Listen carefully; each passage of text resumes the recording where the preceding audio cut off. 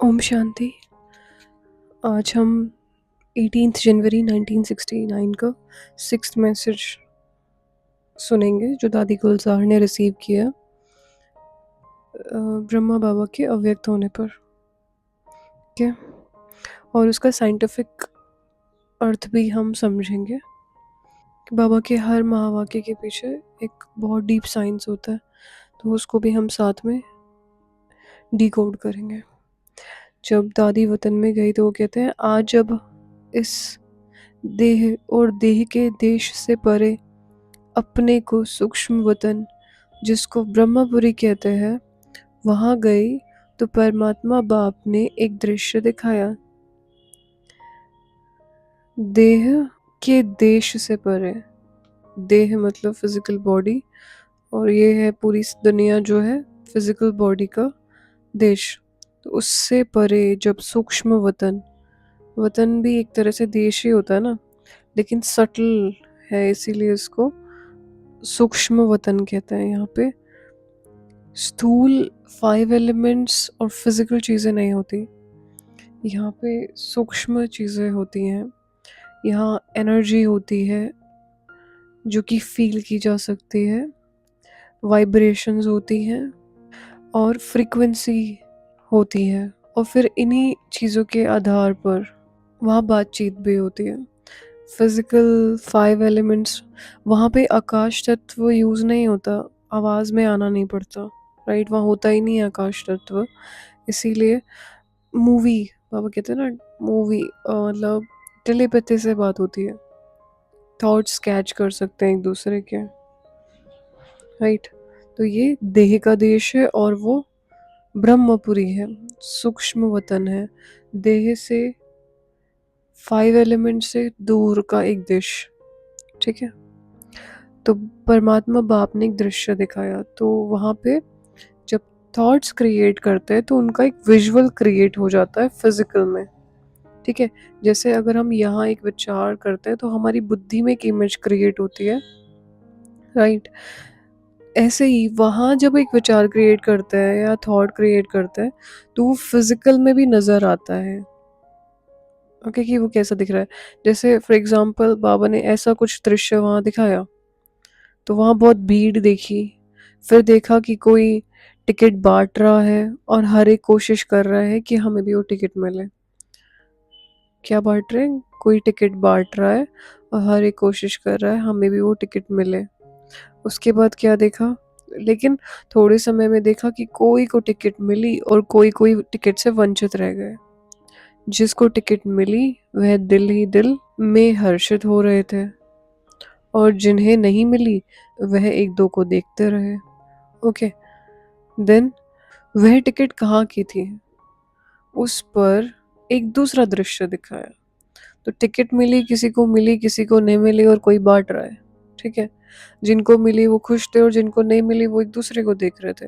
लेकिन वो टिकट कहाँ की थी, उस पर एक दूसरा विजन दिखाया बाबा ने। एक बड़ा सुंदर दरवाज़ा था जो अचानक खुला। जिन्हों के पास टिकट थी वह तो दरवाजे के अंदर चले गए, और जिनके पास टिकट नहीं थी वे बड़े ही पश्चाताप से देख रहे थे। उस गेट पर लिखा हुआ था स्वर्ग का द्वार। ओके, तो समझ आया?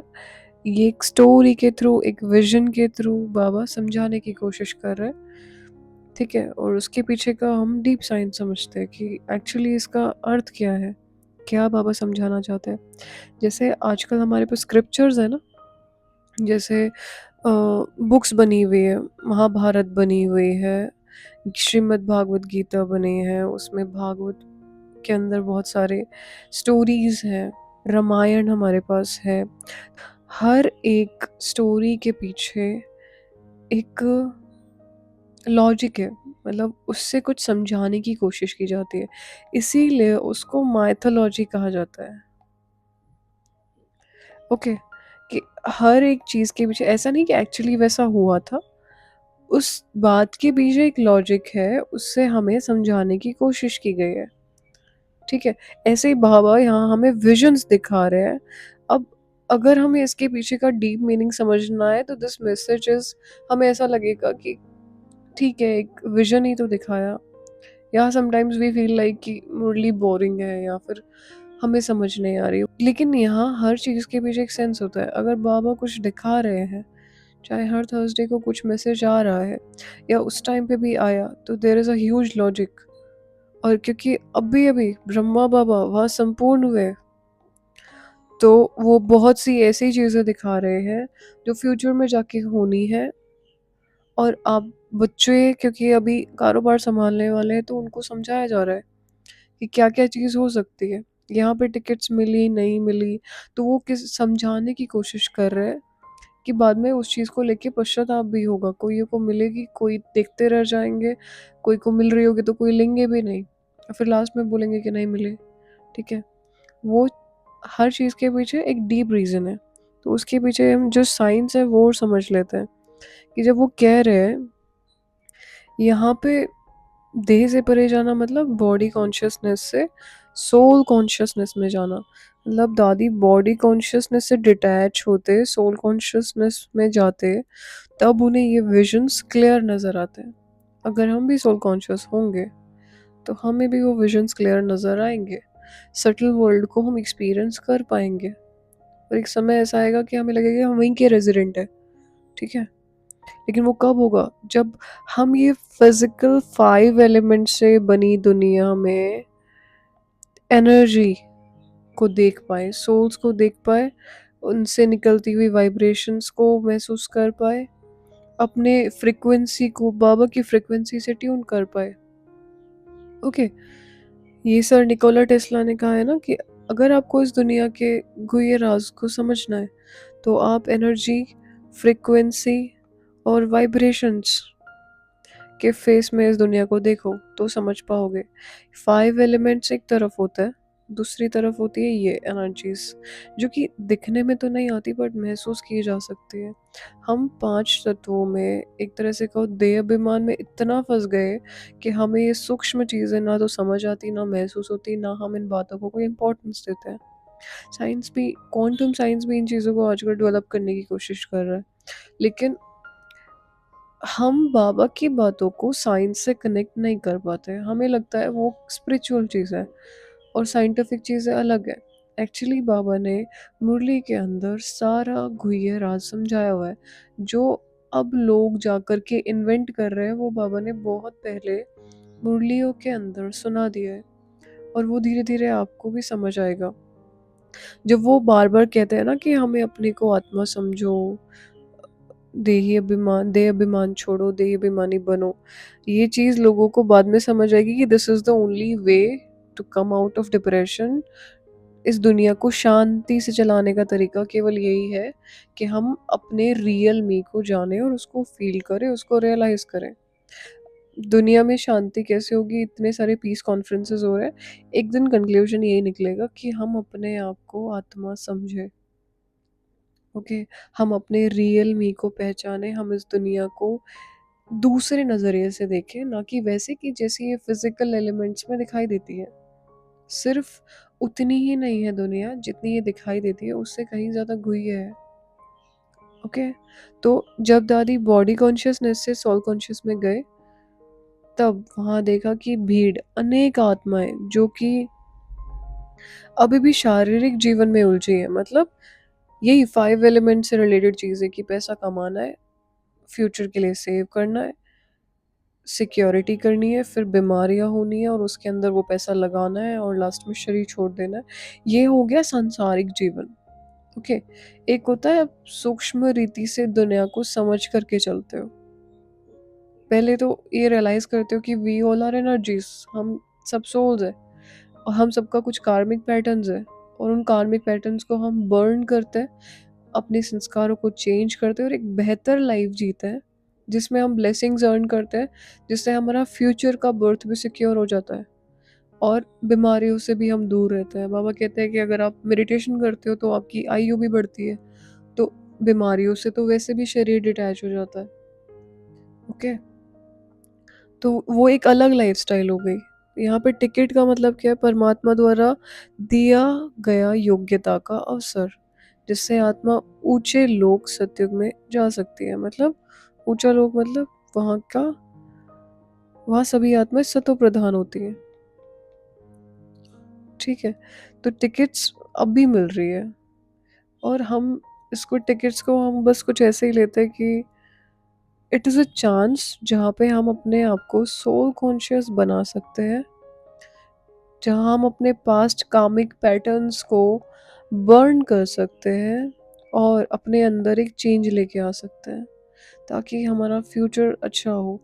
तो ज्ञान सुनना, मुरली सुनना, डेली मेडिटेशन करना, धारणा करना, ये सब एक तरह से वो टिकट को लेने जैसा है, ठीक है? वो चांस लेने जैसा है, वो अवसर लेने जैसा है कि okay, I can bring a huge change in my self, ताकि मैं उस हाई वाइब्रेशनल फील्ड वाले वर्ल्ड के अंदर जा सकूं, और उसके लिए मेरी फ्रीक्वेंसी उस वर्ल्ड से मैच होनी चाहिए, राइट? वैसे मेरे कर्म होने चाहिए जैसे कि देवताओं के होते हैं, और अगर इसी जन्म में मेरे कर्म देवताओं जैसे नहीं हुए तो बीच में कुछ चेंज नहीं होने वाला है। मैंने एज इट इज़ उस स्टेज पे उतरना है धरती पे, जब उस लेवल की आत्माएं धरती पे होंगी।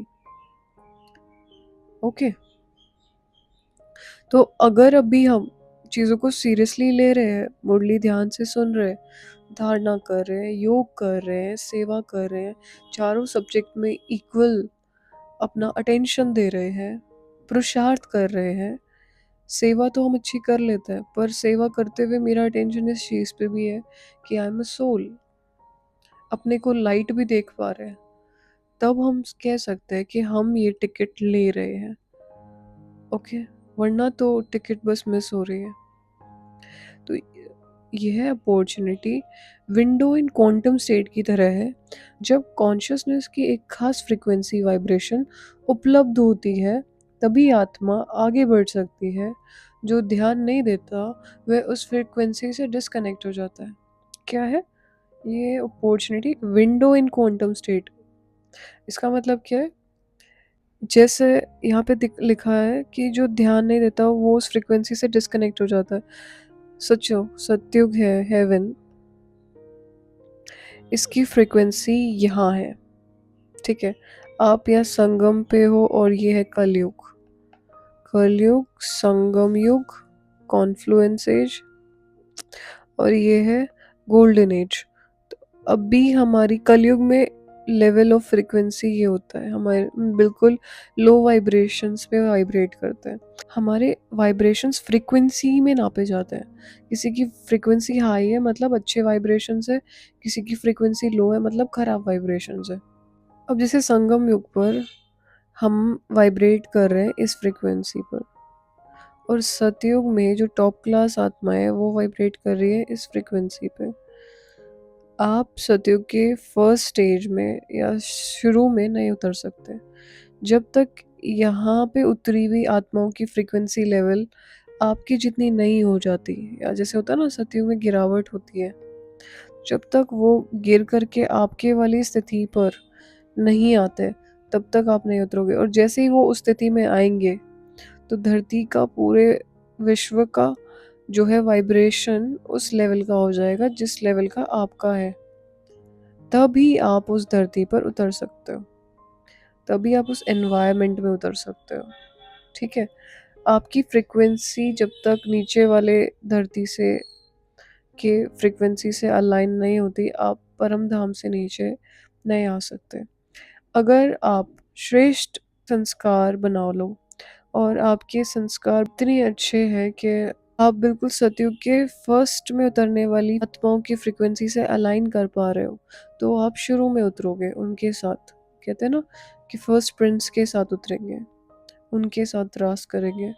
तो डिपेंड्स ऑन योर फ्रीक्वेंसी कि आपने किस लेवल की वाइब्रेशंस रेडिएट करी, क्या आपने परिवर्तन लेके आया अपने अंदर संगम युग में, मतलब अभी, तभी जा कर के। और उस परिवर्तन को ऐसे नहीं कि कुछ दिन के लिए अच्छा रहा और फिर शरीर छोड़ने से पहले फिर नीचे ही था, काफ़ी समय तक मेंटेन करना पड़ेगा उस परिवर्तन को, तब जा कर के आप सतयुग के आरंभ में उतरोगे। लेकिन संस्कार श्री कृष्णा श्री राधे जैसे होने चाहिए, दादियों जैसे होने चाहिए, जितने भोले वो थे, जितना प्यारा उनका स्वभाव था, वैसा हमारा स्वभाव होगा, तब हम जाके सतयुग के आदि में उतरेंगे। वरना जितना हमारा स्वभाव मीठा होता है, उतनी हाई वाइब्रेशनल फ्रीक्वेंसी हमारी होती है, ठीक है? और जितना कड़े हमारे संस्कार होते हैं, उतनी ही लो वाइब्रेशनल फील्ड होती है हमारी, ओके? तो यहाँ पे बात हो रही है कि जब कॉन्शियसनेस एक खास फ्रीक्वेंसी उपलब्ध करती है, वाइब्रेशन उपलब्ध होती है, तब आत्मा आगे बढ़ सकती है। वही आत्माएं सतयुग के आदि में साथ उतर पाएंगी। जो ध्यान नहीं देते, वह उस फ्रीक्वेंसी से डिस्कनेक्ट हो जाते हैं और फिर वो परम धाम में ही रहेंगे, जब तक उनके लेवल की फ्रीक्वेंसी धरती पर क्रिएट नहीं हो जाए, right? So, this is how this concept of frequency, vibration, energy works. And it is very important to understand all this because this is not just a संस्था, it is a university. यहाँ पे हमें हर चीज़ का logic समझ आना चाहिए कि बाबा क्या कह रहे हैं। एंड क्योंकि हम उन्हें ना इतना ज़्यादा बाबा बाबा बोलते हैं, तो हम ये चीज़ भूल जाते हैं कि वो टीचर भी हैं और वो पूरी दुनिया का ज्ञान रखते हैं।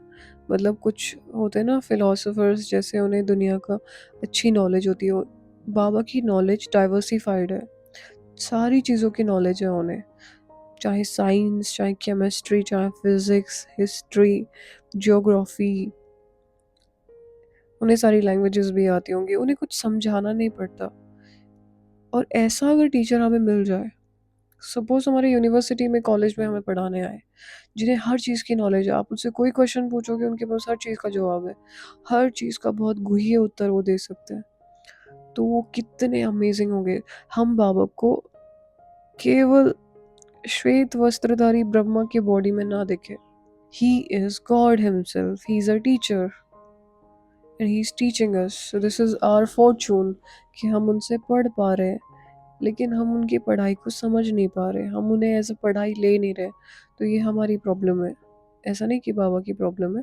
उन्होंने समझा दिया है और जैसा उनको समझाना था उन्होंने वैसे समझा दिया। वो कहते हैं मैं होल सेल में समझाता हूँ, ऐसे टॉपिक वाइज नहीं समझाता, क्योंकि हमारा भी तो कुछ काम है ना फिर। अब वो टॉपिक वाइज समझा जाए तो फिर हमारे पास कुछ काम ही नहीं बचता ब्राह्मणों के पास। हमें उनके सारे ज्ञान को टॉपिक वाइज कन्वर्ट करके समझना पड़ेगा और दूसरों को समझाना पड़ेगा, राइट? चलो आगे समझते हैं। कहते हैं लेकिन थोड़े समय में देखा कि कोई को टिकट मिली और कोई को नहीं मिली। तो जो आत्माएं ध्यान से जुड़ी थी वे जागरूक हैं, जैसे जो बाबा से कनेक्टेड है। ध्यान मतलब इस चीज़ का ध्यान कि मैं सोल हूँ। हम ध्यान को कुछ और ना समझे, ध्यान इज लाइक अपने को सोल समझना। इस चीज़ का ध्यान कहते हैं ना कि ध्यान से चलना, तो अटेंशन रहता है कि आसपास गड्ढे हैं कि नहीं है, तो ध्यान से बाइक चलाओ, ध्यान से स्कूटी चलाओ, धीरे चलाओ। अटेंशन रहता है, अटेंशन को ध्यान कहते हैं। तो अपने को अटेंशन देना कि I am a soul operating this body, बार बार ये ध्यान देते हुए कार्य करना इज लाइक ध्यान, ठीक है? अवसर उसे मिल जाता है, तो जो ये अटेंशन में रहते हैं कि आई एम अ सोल, तो उन्हें वो वे जागरूक होते हैं और उन्हें अवसर मिल जाता है। क्योंकि बॉडी समझ के अगर हम चलेंगे तो बाबा के ना तो ज्ञान को समझ सकते, ना बाबा को फील कर सकते, ना उनको एज अ टीचर हम देख सकते, ना हम ये रियलाइज़ कर सकते कि ही इज़ गॉड, और ना ही हम कोई भी हमारे लाइफ में चेंज ही नहीं आएगा इवन आफ्टर बिकमिंग ब्राह्मण। हम सोचो अगर 10-20 साल से ज्ञान में है और हमारे अंदर कोई चेंज ही नहीं आ रहा है और हम कहते हैं कि हमें भगवान मिला है, तो कौन मानने वाला है कि हमें भगवान मिला है? हमें खुद को ही नहीं क्लियर है कि हमें मिला है कि नहीं मिला है। भरोसा ऊपर ऊपर का है, हमने कभी उसे फील नहीं किया, इसीलिए हमारे अंदर कोई चेंज भी नहीं है। और अब भी टाइम है वो चेंज लेके आने का, उसके लिए ध्यान देना पड़ेगा। आई एम अ सोल, क्योंकि ये जो ज्ञान है वो शरीरों के लिए नहीं है, आत्मा के लिए है ना? एनर्जी अपने को जब तक नहीं समझोगे, इस संसार से अपने को डिस्कनेक्ट नहीं करोगे, तब तक वो दूसरा दृष्टिकोण आएगा ही नहीं। दुनिया को देखने का नज़रिया बदलता है जब हम अपने आप को एनर्जी समझते हैं, अपने को सोल समझते हैं। दुनिया की सारी आत्माएं भी फिर हमें लगती है कि वो एनर्जी है, फिर उनके आसपास एक पॉजिटिव या नेगेटिव ऑरा होता है, वो फील्ड होता है, तो हम फिर हर चीज़ से कनेक्ट कर सकते हैं। हमें अगर अवेयरनेस ही नहीं है तो हम उन चीज़ों से कनेक्ट भी नहीं कर पाएंगे, राइट। आगे कहते हैं जो ध्यान नहीं देती वे सिर्फ दूसरों को देखते रह जाती है। तो जिनने ये ध्यान नहीं दिया कि I am a soul, every one is a soul, तो वो केवल दूसरों को बॉडी देखते रह जाएंगे। वो केवल फिजिकल जो चीज़ें दिख रही है ना उस चीज़ पे भरोसा कर रहे हैं कि जो दिखता है वो चीज़ है। बट एक्चुअली हम आत्मा एग्जिस्ट करते हैं तभी तो शरीर ऑपरेट कर पा रहे हैं, लेकिन आत्मा तो इन आंखों से दिखाई नहीं दे सकती। ये बॉडी की बहुत सारी लिमिट्स होती है, और बाबा भी जब शरीर में आते हैं ना तो वो भी लिमिटेड हो जाते हैं। इसीलिए वो कहते हैं कि मेरे को परम धाम में याद करो। That is an unlimited world जहाँ पे वो अपनी फुल एनर्जी पे रहते हैं, फुल वाइब्रेशंस के साथ एक्टिवेट रहते हैं। शरीर हमें बांधता है, इसीलिए वो कहते हैं अशरीरी भव। अपने को आत्मा समझो। जो आत्माएं शरीर छोड़ देते हैं और सपोज उनको नेक्स्ट बॉडी नहीं मिल रही, तो उनके पास क्या पावर होती है? यही तो पावर होती है कि उनके पास बॉडी नहीं है, वो अशरीरी है, राइट। और अशरीरी होने से बहुत सारी सोल की पावर्स एक्टिवेट हो जाती है, दैट्स इट। और उनको कोई विशेष पावर थोड़ी कोई देखिए जाता है। इसीलिए वही चीज़ बाबा आपको कहते हैं कि इस शरीर में रहते हुए अशरीरी भव, अपने को शरीर से डिटैच्ड सोल समझो। और वो बहुत लंबे समय से सेम चीज़ कह रहे हैं, बट हमें समझ नहीं आ रहा है कि हमें समझना क्यों है, हमें वो प्रैक्टिस क्यों करनी है। इसीलिए हम उस चीज़ को ज़्यादा सीरियसली लेते भी नहीं हैं। हमें रास्ता भी नहीं पता है कि कैसे बने सोल कॉन्शियस। ध्यान देना पड़ेगा, बार बार ध्यान खिंचवाना पड़ेगा कि I am a sparkling star operating this body, और रियलिटी में मैं छोटा सा स्टार हूँ, छोटी सी आत्मा हूँ, ये शरीर नहीं हूँ जो इतना भारी मुझे फील होता है, राइट। तो जो ब्रेन साइंस में इसे अटेंशन फिल्टर कहा जाता है। जिस पर ध्यान केंद्रित है वही न्यूरल पाथवेज मजबूत होते हैं। क्या है? जिस पे ध्यान है मतलब अटेंशन है, तो वैसे ही न्यूरल पाथवेज क्रिएट होंगे। आज आपने पूरे दिन अगर सोल कॉन्शियसनेस का अभ्यास किया, ब्रेन वैसे ही न्यूरल पाथवेज क्रिएट करना शुरू कर देगा, और आपको आगे चल के भी इजी रहेगा सोल कॉन्शियस रहना। धीरे धीरे धीरे धीरे आप प्रॉपरली सोल कॉन्शियस हो जाओगे। तो जो आत्मा ध्यान नहीं देती है उसका ध्यान छिटक जाता है, वह ऊर्जा नहीं पकड़ती। बाबा की ऊर्जा भी कैसे पकड़ेगी?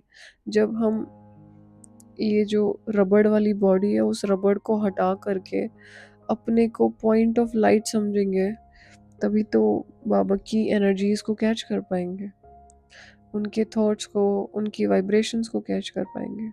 वो डायरेक्ट करते हैं हमें, वो बता सकते हैं कि क्या करना है क्या नहीं करना। बट हम क्यों नहीं कैच कर पाते?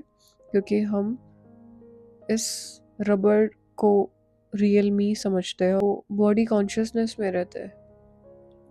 हम ये ध्यान नहीं देते कि we are energy, the son and the daughter of God himself.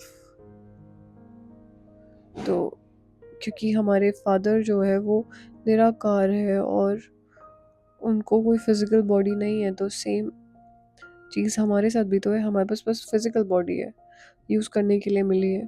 तो हम इस कॉन्शियसनेस में रहे, बार बार अपने को ध्यान खिंचवाए। ओके। तो क्या वो लोग देखते रह जाते हैं जो बॉडी कॉन्शियस होते हैं, और जो सोल कॉन्शियस होते हैं उन लोग के नए न्यूरल पाथवेज बन जाते हैं और वो स्वर्ग में भी जा सकते हैं। मैसेज में जो बाबा ने कहा, आगे बाबा कह रहे हैं वे टिकट कहाँ की थी? तो एक दृश्य दिखाया, ठीक है, स्वर्ग का द्वार दिखाया जिस पे लिखा था। तो स्वर्ग का द्वार इज लाइक उच्च चेतना और एंट्रेंस गेट के जैसे, प्रवेश द्वार के जैसे। तो जब हमारी चेतना, मतलब चेतना क्या होता है? कॉन्शियसनेस। जब हमारी कॉन्शियसनेस हाई होती है, हम केवल उन चीज़ पे भरोसा नहीं करते जो इन आँखों से दिखती है, हम उस सटल चीज़ों को भी फील कर सकते हैं, एक्सपीरियंस कर सकते हैं। अब हम हेवन में जाने के लायक बनते हैं। और जब सत्युग शुरू होगा तब से नहीं, हम अभी से उस सत्युग को एक्सपीरियंस कर पाते हैं। राइट। यहाँ पे टिकट का मतलब क्या है? ध्यान, फिर निश्चय, और फिर उसके लिए सही पुरुषार्थ। अटेंशन कि आई एम अ सोल।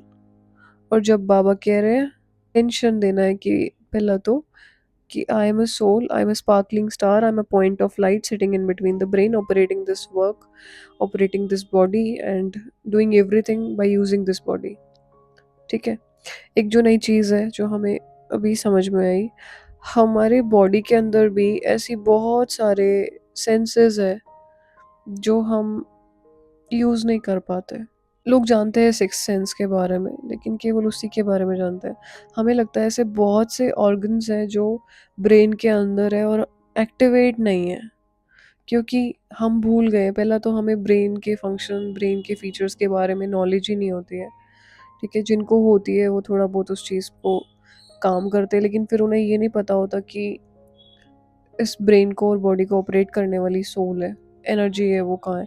हमें एज अ ब्राह्मण सबसे ज़्यादा अमेजिंग इसलिए होना चाहिए क्योंकि हमें एक तो सोल का ज्ञान है कि बॉडी को ऑपरेट करने वाली एक छोटी सी आत्मा है। इसके थ्रू थॉट्स क्रिएट होते हैं, अटेंशन यही क्रिएट कर सकती है। ठीक है।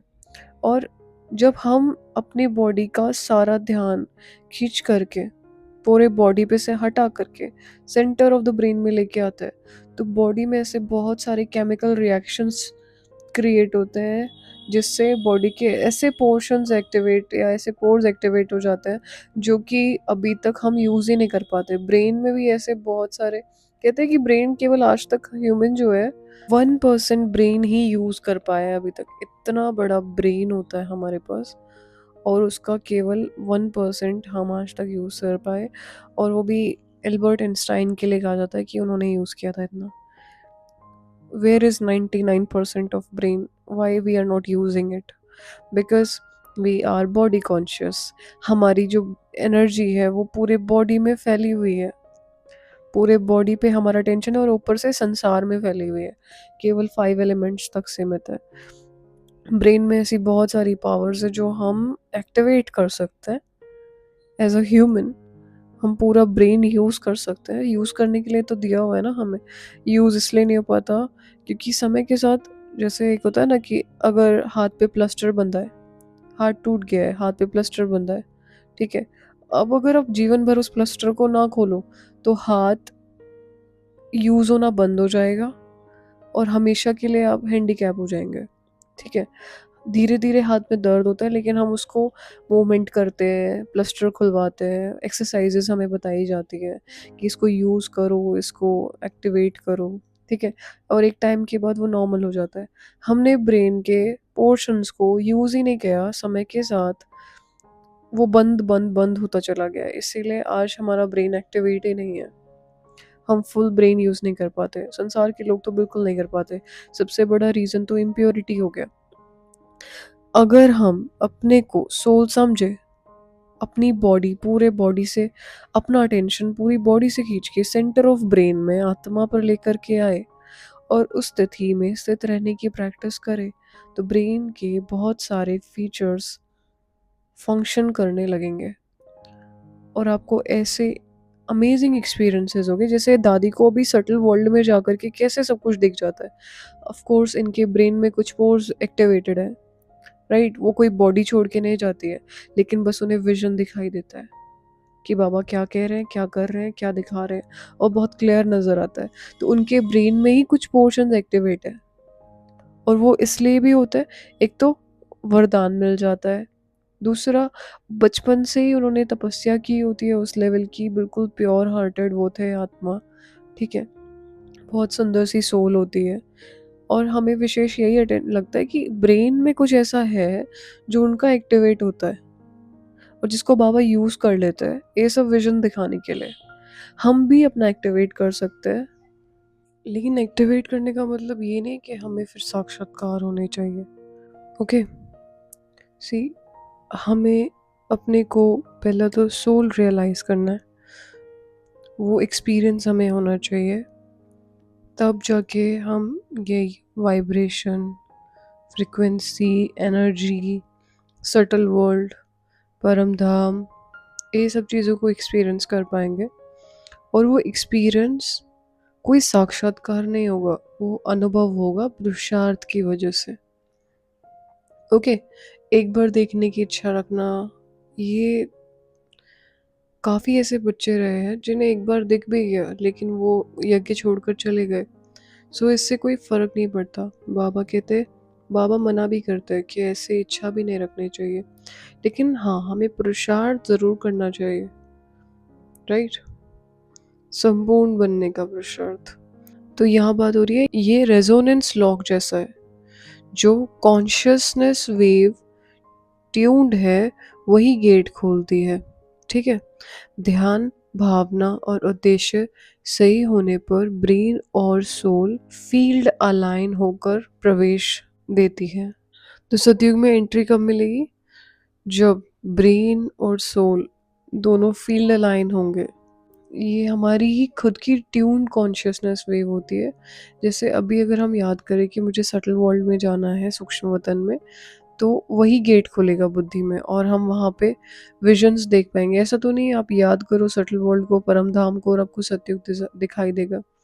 नहीं, हमारी बुद्धि वही गेट खोलती है जिससे हमारे थॉट्स की फ्रिक्वेंसी मैच हो पाती है। ऐसे ही जब हम परम धाम विजुअलाइज करते हैं तो हम परम धाम की एनर्जी से अलाइन हो जाते हैं।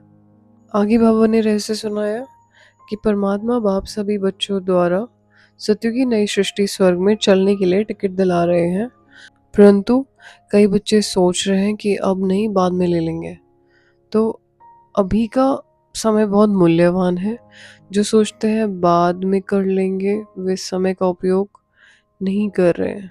इसे ब्रेन प्रोकास्टिनेशन, इसे डोपामाइन डिले लूप कह सकते हैं। अगर शुरुआत नहीं की तो रिवॉर्ड सिस्टम कमज़ोर हो जाता है। जैसे हमें कई बार आदत होती है ना कि कोई भी काम को अटका के रखना, अभी नहीं तब कर लेंगे उसको, और उस चीज़ की हमें टेंशन होती रहती है कि किया नहीं है, लेकिन फिर भी हम एक डोपामाइन डिले लूप में आ जाता है। इसे ब्रेन प्रोकास्टिनेशन कह सकते हैं। ठीक है, हम काम को शिफ्ट करते रहते हैं, कर लेंगे, कर लेंगे, कर लेंगे, और उस वजह से कंटिन्यूसली हमारे ब्रेन में एक स्ट्रेस जनरेट रहता है कि करा तो नहीं है, पेंडिंग पड़ा है। ये स्थूल काम की भी बात हो रही है, चाहे हमारा ऑफिस का काम हो। ठीक है, कि मैंने काम कर लेना है, कर लेना है, कर लेना है, अभी थोड़ा ना कोई पूछ रहा है। फिर उनको बहाने दे करके टालते रहते हैं कि नहीं, ऐसा हुआ वैसा हुआ, कर लेंगे, हो जाएगा। तो वही हम ज्ञान को लेकर के करते हैं कि पुरुषार्थ कर लेंगे, कभी एक्सपीरियंस होगा तब हो जाएगा।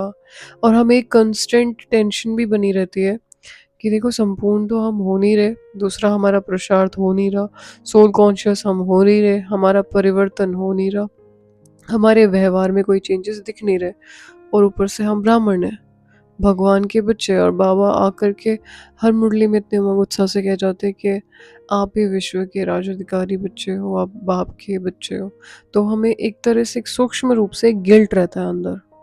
ठीक है, वो इस डोपामाइन डिले लूप की वजह से होता है, क्योंकि हमें आदत हो गई है हर चीज़ को शिफ्ट करने की। कर लेंगे, बाद में कर लेंगे।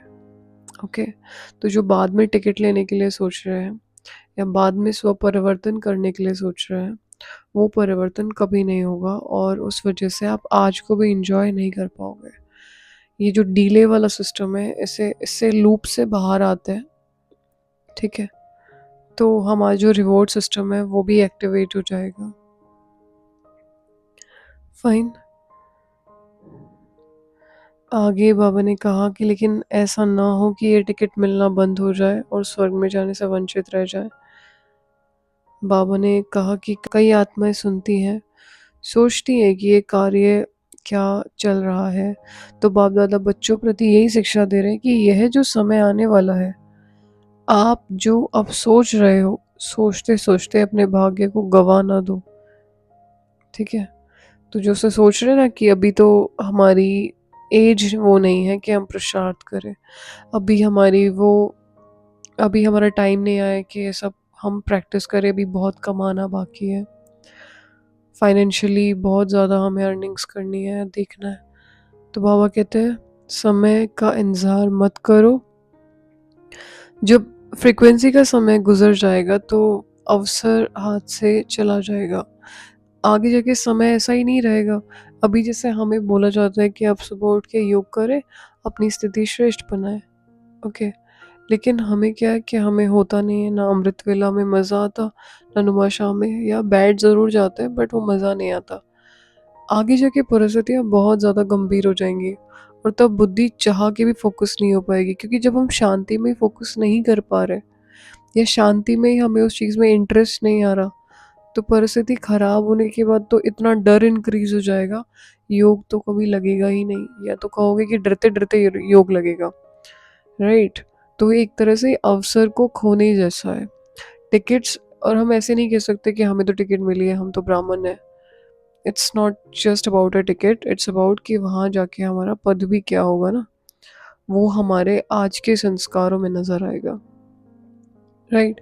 अगर मेरे आज के संस्कार अभी भी शूद्रों जैसे हैं, दास जैसे हैं, मैं आज भी छोटी-छोटी चीज़ों में इरिटेट होती हूँ, तो मेरा पद वहाँ जाके भी अच्छा नहीं होने वाला है, राइट? हम सोचते हैं कि संपूर्ण बना ही कौन है अभी तक? कोई नहीं बना है, तो हमें तो बनना चाहिए ना। सब राजा तो नहीं बनेंगे, बहुत रेयर आत्मा है जो राजा क्वालिटी की होंगी। अगर कोई नहीं बना है तो हमें बन के दिखाना चाहिए। हमें अपने अंदर एटलीस्ट इस लेवल का परिवर्तन लाना चाहिए कि हमारा व्यवहार देवताई हो जाए, लोगों को हमसे प्रॉब्लम ना हो, राइट?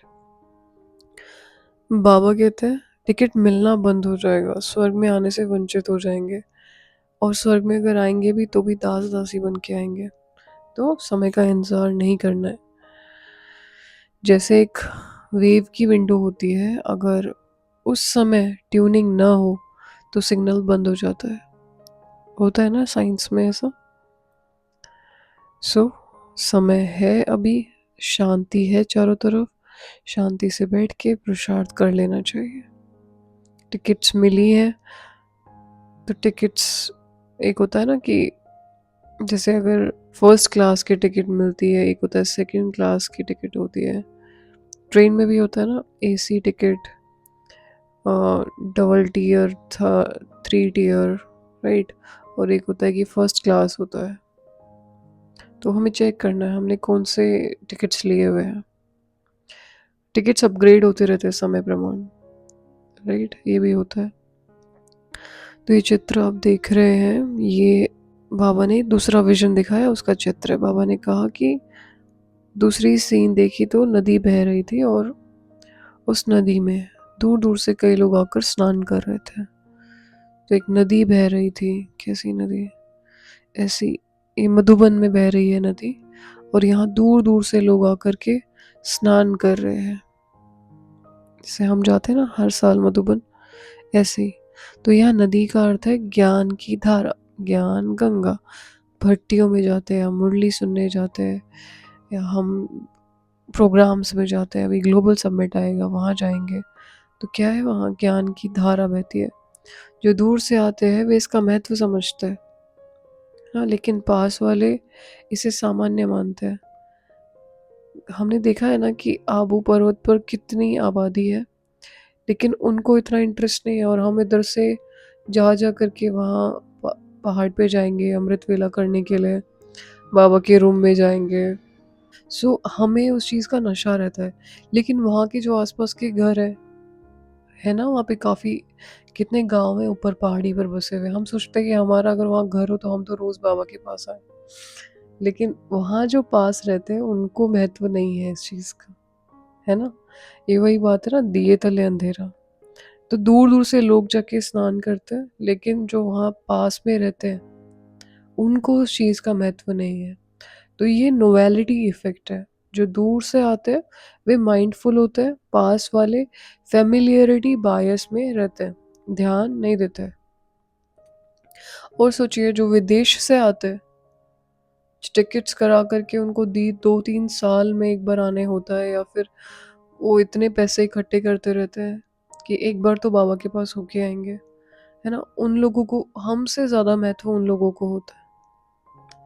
चेक करें, हमें मधुबन को लेके या ये ज्ञान गंगा जो बह रही है उसको लेके महत्व है कि नहीं है, राइट?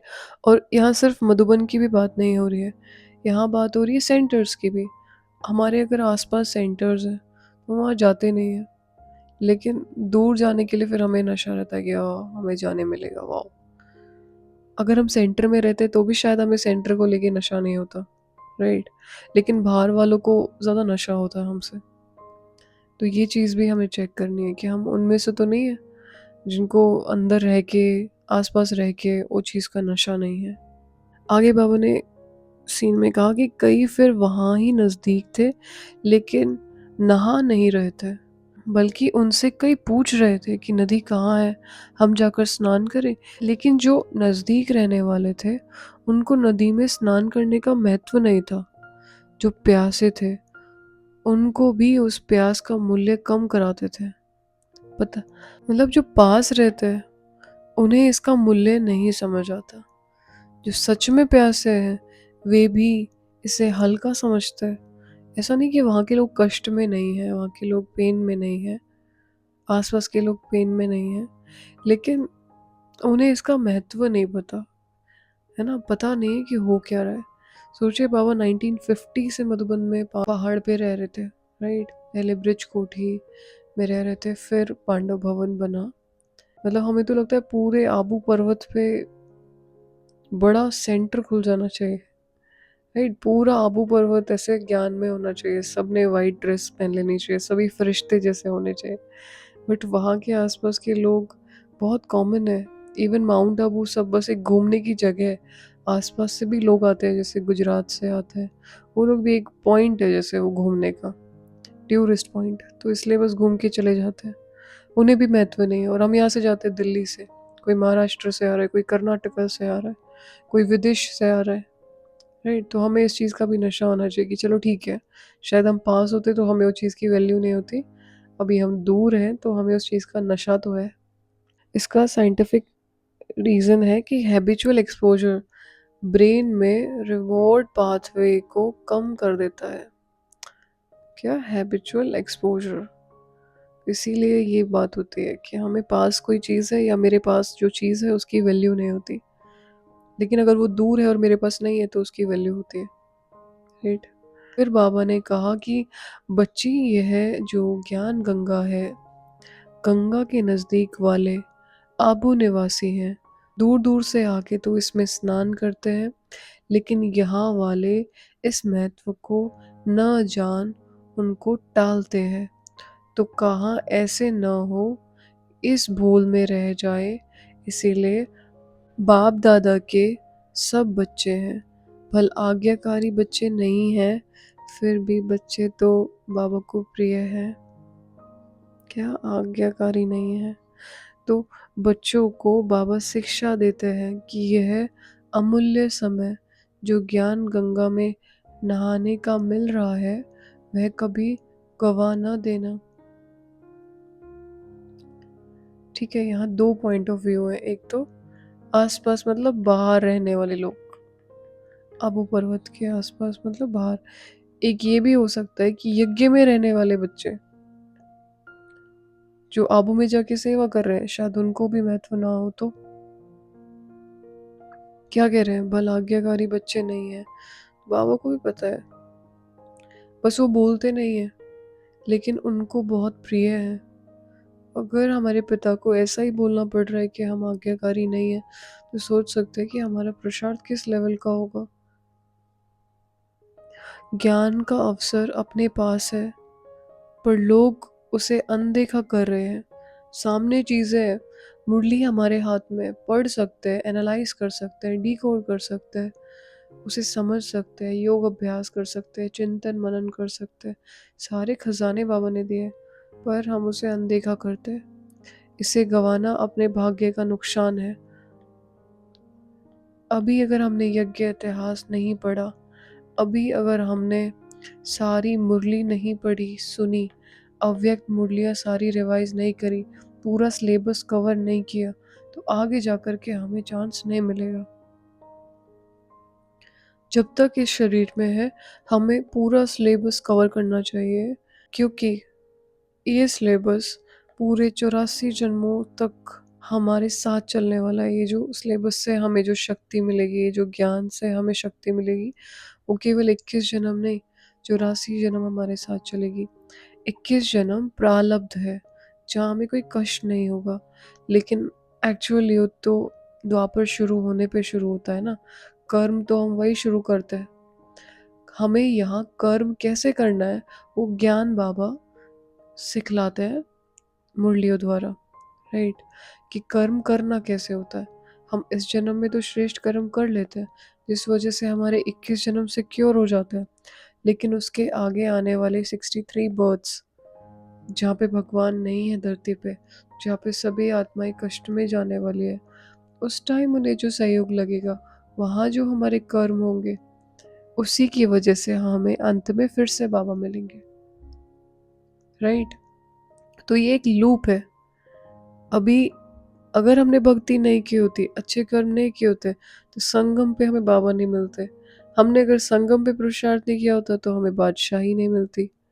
और आने वाले 84 जन्म, जो 63 जन्म है, उसमें भी हमने पुरुषार्थ नहीं किया होता, भक्ति नहीं की होती या अधर्म किया होता, तो हमें भगवान की इतनी वैल्यू नहीं होती, राइट? तो हम केवल 21 बर्ड्स के लिए काम नहीं कर रहे, हम काम कर रहे हैं टोटल 84 बर्ड्स के लिए। और 63 बर्ड्स जो होंगे वो हमारे एक तरह से जो हमने यहाँ सीखा वो दिखाने का टाइम होगा कि हमने कितनी अपने अंदर धैर्यता भरी, कितनी डिसीजन मेकिंग पावर हमने भरी, कितनी शक्ति हमने भरी, कितनी सहनशीलता हमने भरी अपने अंदर।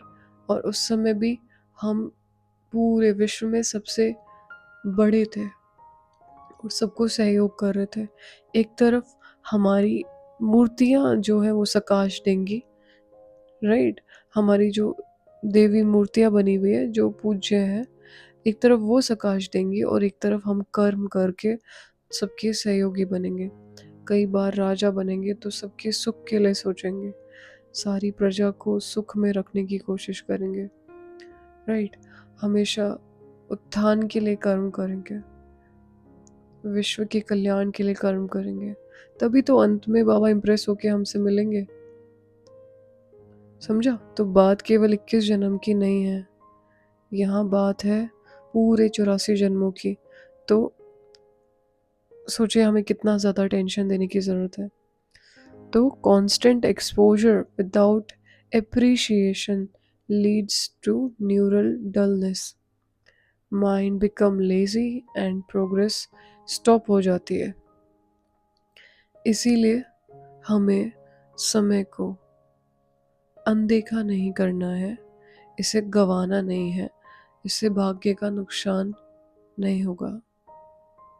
आगे बाबा ने कहा, फिर थोड़े समय में देखा कि कईयों ने तो स्नान किया, कईयों ने जल को भरकर रखा, लेकिन कुछ समय के बाद नदी ने रास्ता पलट लिया और जिन्होंने नहीं नहाया, न भरकर रखा, वे औरों से एक एक बूंद मांग रहे थे, तड़फ रहे थे। भरकर रखने का समय है अभी। अभी अपने को सोल समझना, अपने अंदर शक्तियाँ भरना, बाद में पछतावा होता है।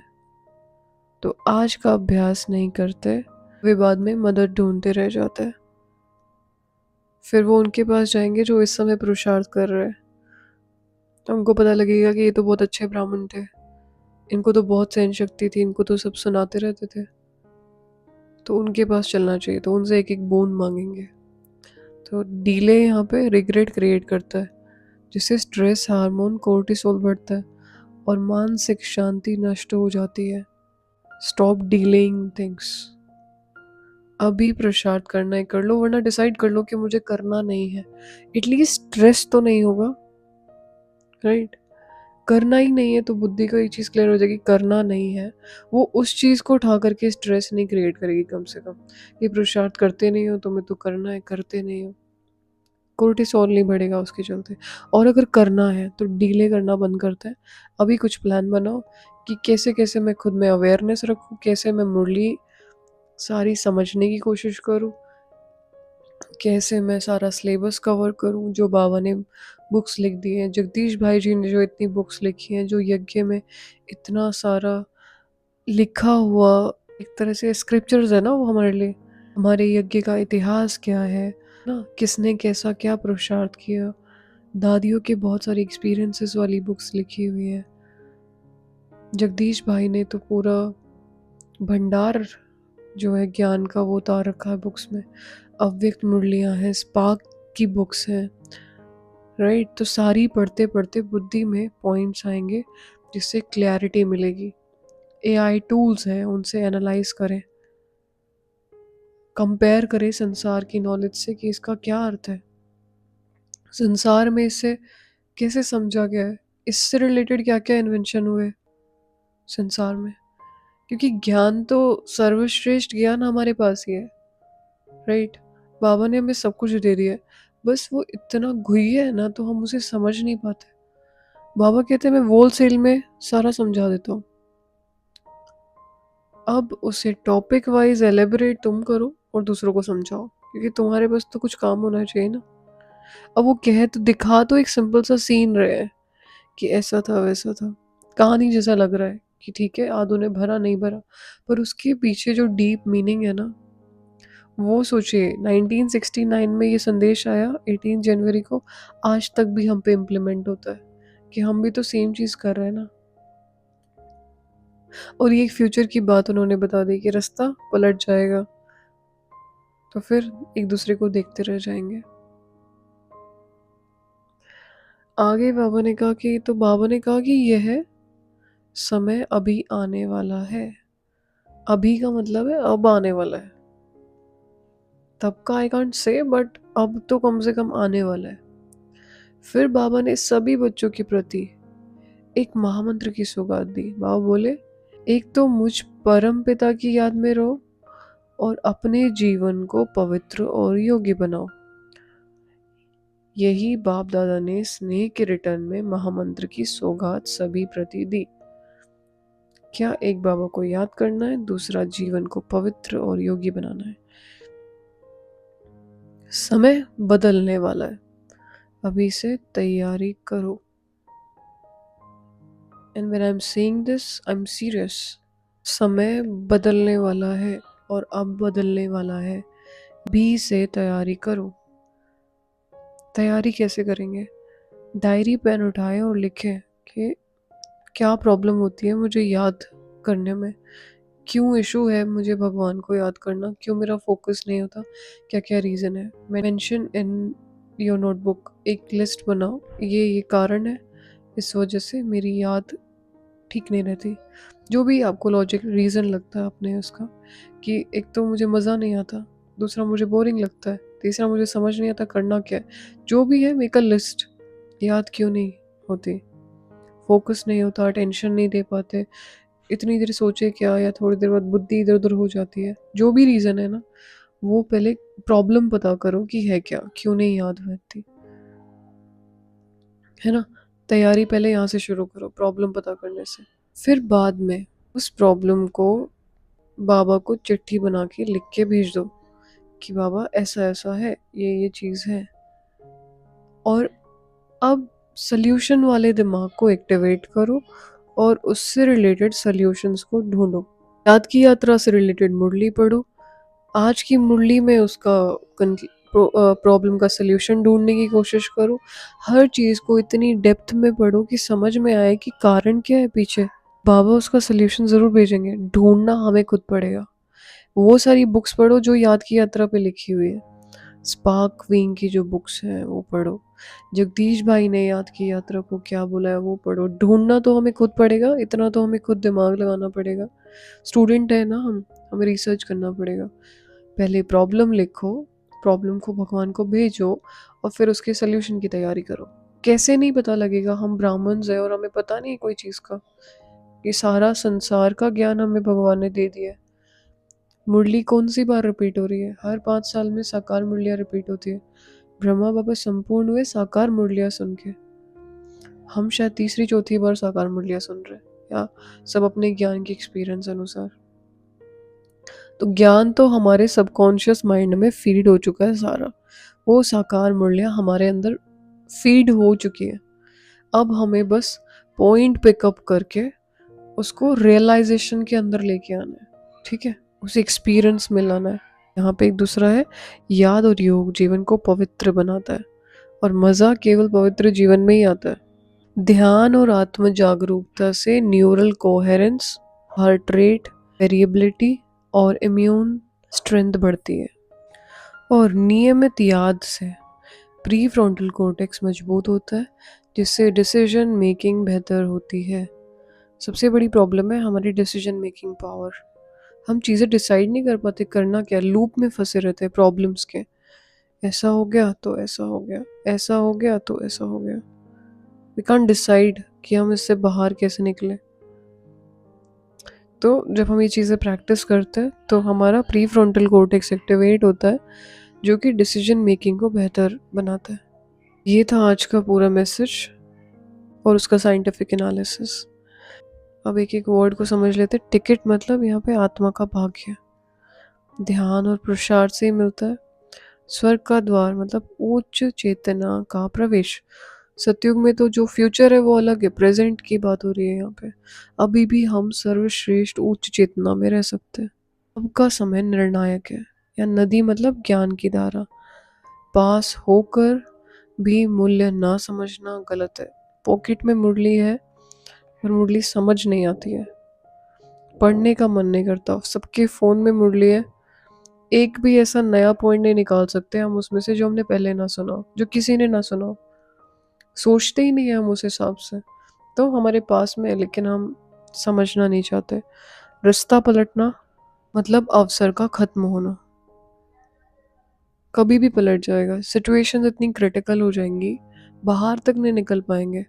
घर में तो डरते ही योग नहीं लगेगा, या तो उल्टा भी हो सकता है, शायद डर से ही योग लग जाए, है ना। लेकिन अगर अभी हमने बुद्धि फोकस करनी सीखी ही नहीं तो सोचिए ना आप, क्रिटिकल सिचुएशन में फोकस होगी कैसे। या तो चलो हो भी जाए तो हम केवल तब की सेफ्टी कर रहे हैं अपनी। भाग्य थोड़ी बनेगा, फ्यूचर थोड़ी सिक्योर होगा उससे। 21 जन्म की प्रारब्ध तो हम अभी बना सकते हैं। तब तो केवल हम अपने विकर्म विनाश कर रहे होंगे कि अभी बस हमें परिस्थिति ना आए कोई, अभी हमें कोई हार्म ना करे बस। वो भी डर के मारे, मज़ा भी नहीं आने वाला उसमें तो अभी अभ्यास ज़रूरी है। महामंत्र, स्मृति और योग। स्मृति बहुत बड़ी चीज़ होती है। स्मृति, हमें प्रॉब्लम केवल ये है कि हमें याद नहीं रहती। स्मृति मतलब एक तरह से याद रहना कोई चीज़। क्या याद रहना, I am a soul, star हूँ मैं, बॉडी नहीं हूँ। ये स्मृति नहीं रहती हमें। हम याद को वैसे इतना ना अजीब सा बना देते हैं, याद में रहना कठिन है। ऐसा नहीं है। याद मतलब एक कॉन्शियसनेस, एक मतलब एक चीज़ का अटेंशन रहना।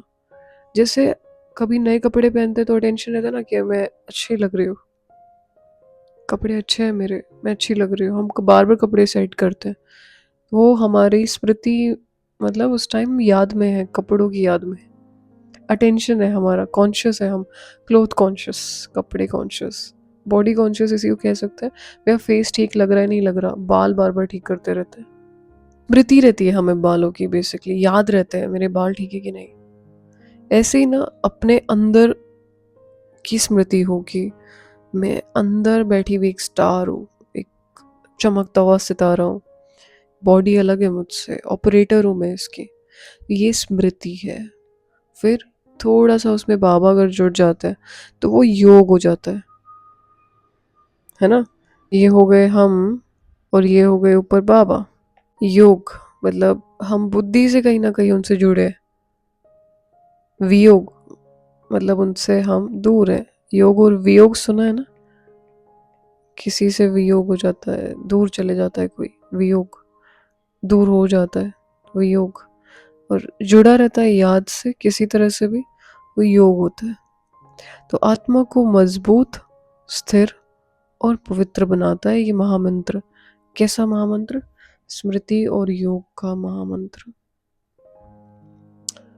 अब ये जो ज्ञान है ना, जो हमें इतना फ्री में मिल रहा है, ये इतना ज़्यादा साइंटिफिक है जो कोई सोच भी नहीं सकता। इतना ज़्यादा ये लॉजिकल है, जिसको रिसर्च करने के लिए दुनिया इतने एक्सपेरिमेंट्स करती हो या जो भी कोशिश करती हो ढूंढने की कि शांति कैसे मिल जाए हमें।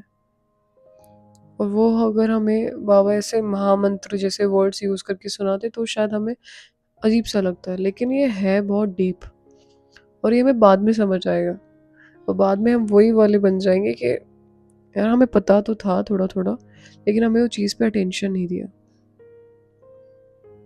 ठीक है, अभी से अटेंशन दो। ये पूरी शिक्षा बताती कि समय की कद्र करना, ध्यान में रखना, ध्यान में रहना और अपने जीवन को शुद्ध बनाना कितना महत्वपूर्ण है।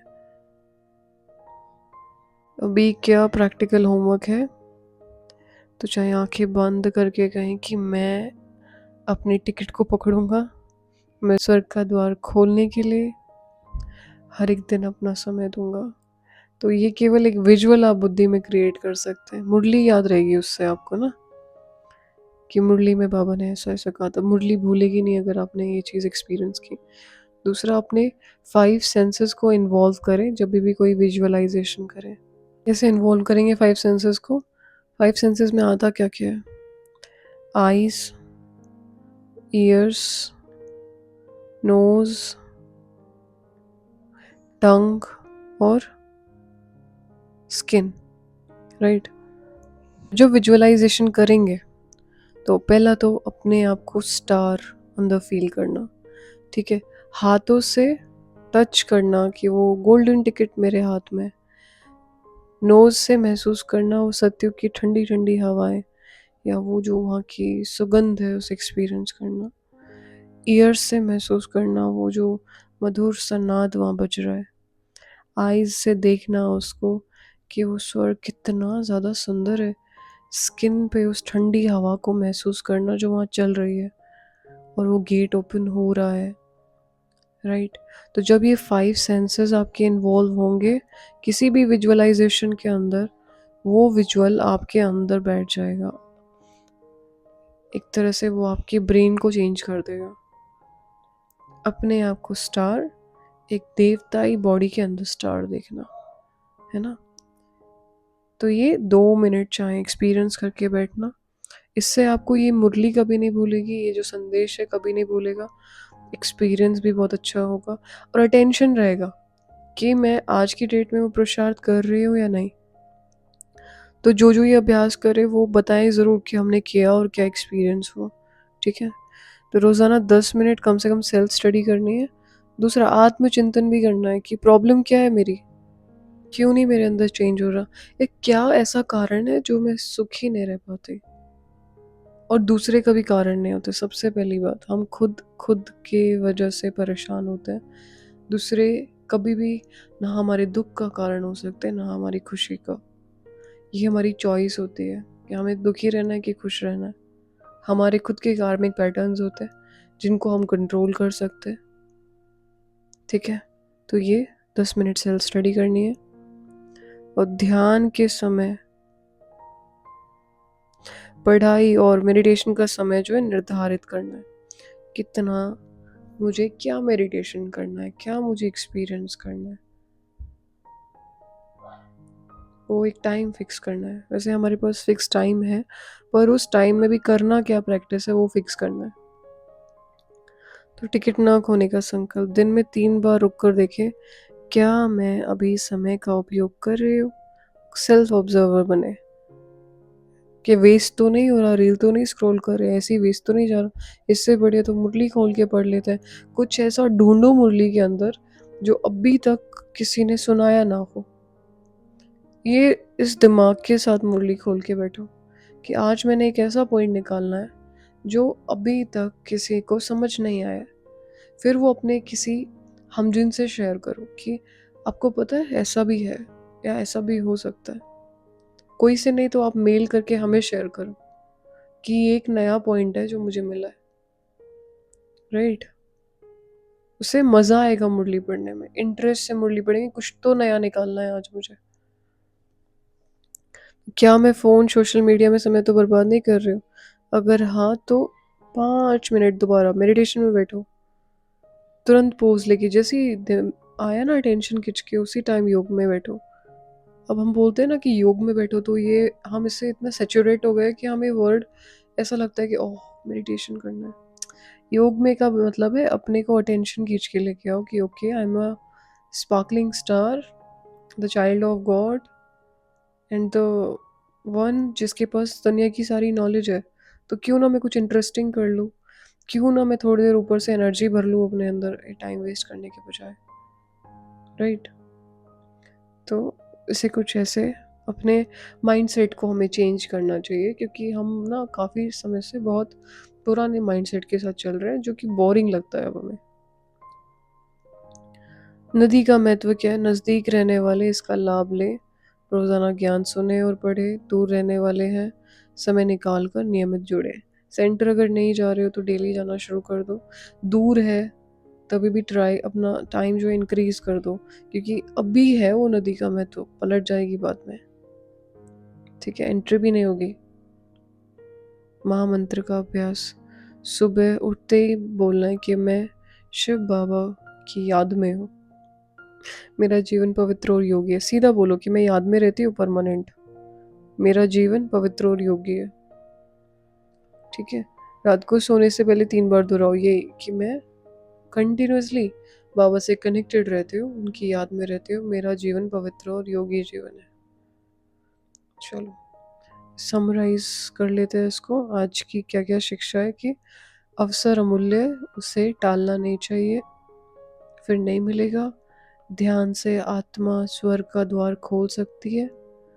अटेंशन से सोचो, फोकस से हम स्वर्ग का द्वार, ऐसे थोड़ी कोई गेट बना पाएगा फिजिकल, हम अपने फोकस से अटेंशन से ही तो हेवन लेके आ रहे हैं ना धरती पे। एक डेवलप्ड सोसाइटी हम क्रिएट कर रहे हैं एक्चुअली, एक ऐसी दुनिया क्रिएट कर रहे हैं जहाँ पेन नहीं होने वाला है, कोई मैजिक नहीं होने वाला है, चेंज लेके आ रहे हैं हम। पॉलिटिकल लेवल पे चेंज होगा, ठीक है, फिजिकल लेवल पे वो चेंज धीरे धीरे होगा, नजर आएगा हमें। तो वो चेंज हम लेके आ रहे हैं, और शुरुआत कैसे करेंगे? खुद के अंदर चेंज से, राइट। तो ज्ञान पास है लेकिन मूल्य न समझने से लाभ नहीं मिलता। समय रहते अभ्यास करना ही असली पुरुषार्थ है। अभी टाइम है, पुरुषार्थ कर लो, बाद में नहीं होगा। पुरुषार्थ का भी मतलब क्या है ना कि चेंज खुद के अंदर आए, जिससे ना फाइनेंशियल लाइफ भी हमारी अच्छी होगी, फिजिकल हेल्थ अच्छी होगी, मेंटल हेल्थ अच्छी होगी, रिलेशनशिप्स अच्छे होंगे। प्रॉब्लम क्या है खुद के ऊपर काम करने में? पुरुषार्थ मतलब सेल्फ वर्कआउट। जैसे जिम में जाके हम फिजिकल वर्कआउट कर, वैसे ये हमारा दिन भर में अपनी दिनचर्या में सोल को ब्यूटीफुल करने के लिए काम करता है, उसको कहते हैं पुरुषार्थ। लास्ट में क्या है? स्मृति, अटेंशन, योग, कनेक्शन, जिससे क्या बढ़ती है? आत्मा की शक्ति बढ़ती है। आत्मा की शक्ति मतलब हम ब्यूटीफुल बनते हैं, हम अट्रैक्टिव बनते हैं, हम पावरफुल बनते हैं, हमारे अंदर चेंज होता है, हम डिवाइन बनते हैं। इस कलयुगी सांसारिक दुनिया में हम सबसे ज़्यादा प्योर बनते हैं। उसे कहते हैं आत्मा की शक्ति बढ़ना। किससे होता है? अटेंशन और मेडिटेशन से, राइट। तो समझो क्या करना है, क्या पुरुषार्थ है, क्या हमारी जीवन है। देखो सबसे ज़्यादा अच्छा तो ये पॉइंट है कि हमें समय है, गंगा हमारे तरफ बह रही है, हमें अपने अंदर उस गंगा को समा करके विश्व के अंदर ज्ञान का सैलाब लेके आना है। आएगा कब? तब जब हमारे अंदर चेंज होगा, हमारे फेस में दिखना चाहिए कि हम भगवान के बच्चे हैं। कहना नहीं पड़े, ड्रेस से नहीं पता चले, लेकिन हमारी स्थिति से पता चले कि ओके कुछ यूनिक है इनमें, तब तो जाकर के कुछ मज़ा आएगा, है ना। अभी तो सब चल ही रहा है बस। चलिए that's it for today. Om Shanti. अपने हेवन के लिए टिकट्स नहीं लिए तो ले लो, और ले लिए तो अच्छे पद के लिए अभी पुरुषार्थ करो, वर्कआउट करो, ओके।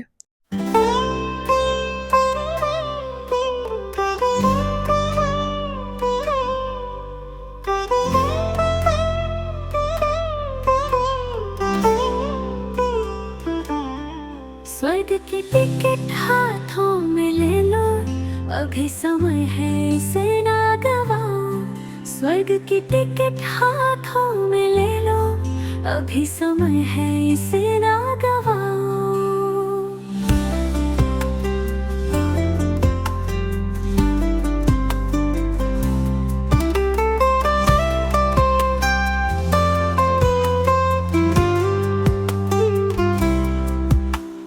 अंतरावत में जैसे कोई सपना, ब्रह्मपुरी का दृश्य अनोखा था।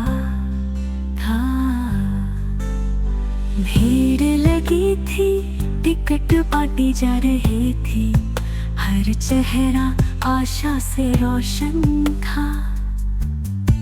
कुछ को मिली वो दिव्य यात्रा की राह, कुछ रह गए अधूरी चाह। दरवाजे पर लिखा था स्वर्ग का द्वार, जो चल पड़े वही पार। स्वर्ग की टिकट हाथों में ले लो, अभी समय है इसे ना गवाओ। स्वर्ग की टिकट हाथों में ले लो, अभी समय है इसे ना गवाओ।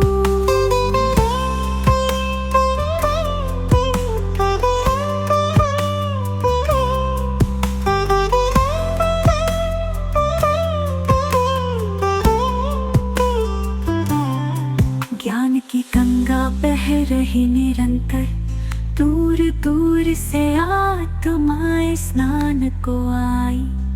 पर जो पास है वो अनजान खड़े, इस अमूल्य अवसर को भूल जाए। प्यासे खड़े हैं जल की एक बूंद को, पर मूल्य न जाने राह टाले। बाबा कहते जागो प्यारे बच्चों, ये रत्न तुम्हें जीवन में बुला रहा है। स्वर्ग की टिकट हाथों में ले लो, अभी समय है इसे ना गवाओ। स्वर्ग की टिकट हाथों में ले लो, अभी समय है इसे ना गवाओ।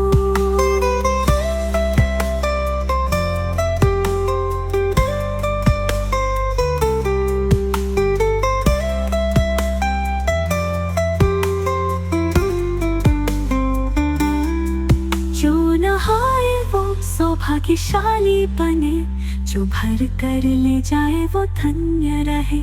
जो देर करे पछताते रह जाए, एक एक बूंद को तरसते रहे। समय पलटेगा, राह छूट जाएगी, बस याद में रहो, योग में चलो। पवित्र बनो, प्रेम से जीवन सजाओ। स्वर्ग की टिकट हाथों में ले लो, अभी समय है इसे ना गवाओ। स्वर्ग की टिकट हाथों में ले लो, अभी समय है इसे ना गवाओ। महामंत्र की सौगात मिली है, याद करो उस प्रेममय शक्ति को, जीवन को पवित्र